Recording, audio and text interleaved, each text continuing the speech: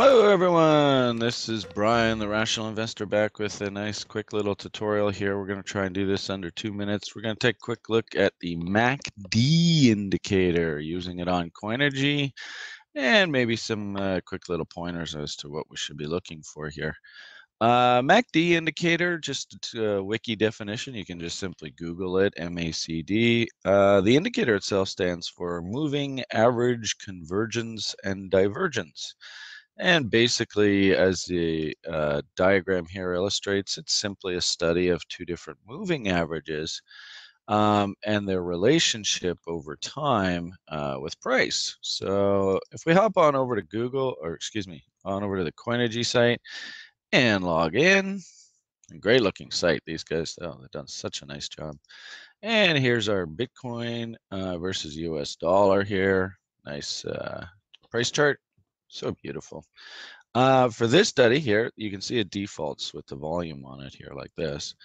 We're going to hide this now. We're going to go up to the boxes up here. You can see my mouse is scrolling up here, and you can see that there's this box with the little line and the dot, and it says indicators, fundamental, economy, and add-on. So we're going to click that box. And we're going to scroll down through the list of indicators, and you'll notice that they have quite a big library, and we're going to select MACD. When you do that, you'll notice that the MACD study pops on the chart. It's nice and clean. And there's actually 3 different pieces of information on this MACD indicator. So basically, it's just that simple to load it. I mean, these charts are extremely friendly to use. So, you know, if we wanted to change the symbol on this, and the great part about it is the indicator stays put. Let's say, for example, we're going to look at Litecoin versus the US dollar. Same thing. There's the price chart. There's the indicator. Nice and pretty. So let's go back to Bitcoin and let's take a good look at this indicator and see if it has to tell us anything here. Okay. And for the purposes of this tutorial, we'll just grab the indicator window, and you can see we can move it up so we can really get a good look. So as you can see, there's 3 different lines here, or 3 different, I guess, plots on this MACD indicator. You'll notice that the indicator values are in this little window here. You see where it says MACD. So we can see that the default settings, and you can go into the settings box and actually change those settings to your liking. But you can see that the default, you can always hit the default button and it takes you back to that default setting. It's set up at 12, 26, and 9. So what this means is the MACD, remember it stands for moving average convergence and divergence. It is going to literally look at the relationship between the 12-period exponential moving average and the 26-period exponential moving average. And that's basically what this blue line is.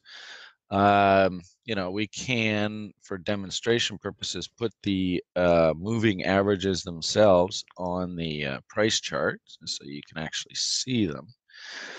Where are we here? Moving average exponential.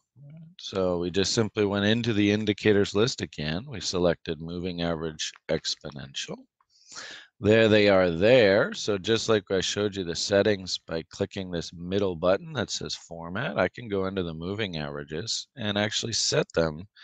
Remember, here's the inputs. And as we said in the study, we're going to do first one 12. And we'll do the second one 26. Maybe let's change the second one to, I don't know, yellow so that we can at least see it. So there it is. All right, so as you can see, we're working off the 1-hour chart here on Bitcoin. We've added a MACD indicator that's basically just set to the default settings.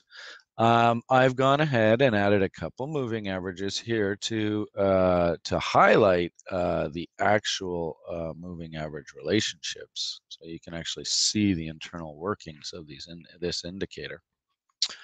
All right, so what does this tell us? Very simply put, the blue line, right, is the relationship between these two moving averages. right? Maybe let's change this blue to something more striking. How about red? All right, there we go.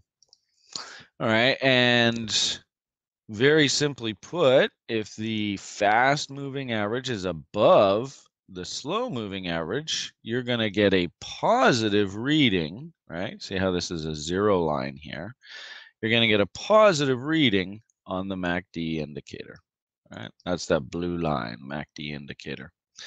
And then as, of course, this relationship narrows and then actually goes negative, you notice, you see here, the relationship actually crosses negative, the blue line crosses below the zero level. It's just that simple. It's just simply the relationship between two moving averages and plotted on a simple positive negative scale. The second line that you see here, the red line, that is, and that's what this 9 is, right? That is what they call the signal line. And that is a 9-period exponential moving average of this blue line, of that relationship, right? So it's a little tricky to wrap your head around it, but the long and short of it is blue line is a relationship between two moving averages. Red line is a moving average of that relationship. And as you can see, I mean, it gyrates, bullish, obviously, when the blue line crosses the red line, right? And price went up here. And bearish when the blue line crosses back below the moving average, price moves down here. And this basically oscillates through the life of a securities price action. Very normal. Because MACD doesn't really have a maximum or minimum oscillation level, people use this indicator to highlight overbought and oversold at extremes. So hopefully you can understand this big move down. This is an extreme. Those using MACD to measure extremes, this is how they would use it. My advice would be couple this indicator with an oscillator like a relative strength index or a stochastic or a Williams percentage R to give you that sort of overbought, oversold confirmation. The next thing that we need to look at is the histogram, right? That is this red sort of filled in line here. Why don't we, for demonstration purposes, let's make the histogram yellow, so that way they're all different. All right, so blue line is the MACD indicator, right? The relationship between those two moving averages, right? Red line is the moving average of that indicator. The yellow line, or this histogram, is basically a visual representation of this relationship between the indicator and the moving average. And in essence, what we're looking for with the histogram is we want to sort of see the push, right?